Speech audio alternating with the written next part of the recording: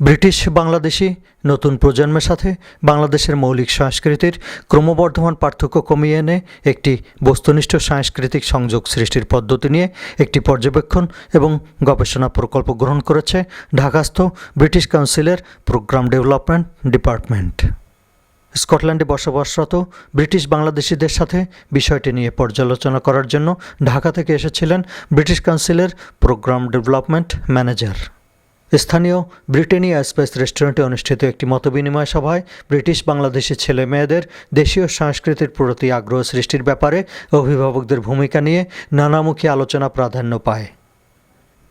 এ ব্যাপারে British red ক্রসের project coordinator এবং একজন অভিভাবক ডক্টর শাহিন আহমেদ বলেন, নতুন প্রজন্মের সাথে দেশীয় কৃষ্টি সংস্কৃতি সম্পর্ক উন্নয়ন নিঃসন্দেহে জরুরি, কিন্তু তিনি মনে করেন তা হওয়া উচিত সংশ্লিষ্ট ছেলে মেয়েদের সাথে পারস্পরিক আলোচনার ভিত্তিতে এবং ছেলে মেয়েদের উপর কোনোভাবেই একতরফা কোনো চাপ প্রয়োগ না করে।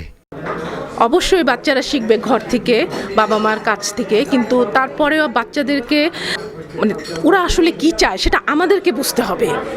এবং সেই কারণে শুধু আমরা বসে আলোচনা করলে আমার মনে হয় আমরা কোনো উত্তরে গিয়ে বুঝতে পারবো না। আমাদের উচিত হবে বাচ্চাদেরকে ইনভলভ করে তাদেরকে কোয়েশ্চেন করা, তাদেরকে প্রশ্ন করা, আসলে ওরা কি মনে করে।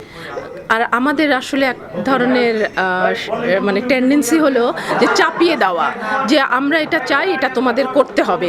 সেক্ষেত্রে অ্যাকচুয়ালি আমরা ওদেরকে চাপিয়ে দিতে পারি না কোনো কিছু।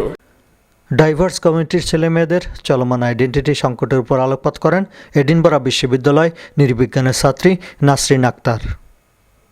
তিনি মনে করেন ডাইভার্স কমিউনিটির ছেলেমেয়েরা সর্বক্ষণ একটি আইডেন্টিটি সংকটের মধ্য দিয়ে অতিবাহিত করছে, যা তাদের মননের স্বাভাবিক বিকাশকে বাধাগ্রস্ত করে।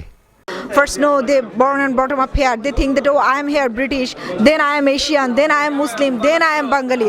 So many identities. They are always faced in their grown-up life. So I think that actually from them, তাদের কাছ থেকে আসলে জানতে হবে যে what they actually feel, what they want to know about Bangladesh.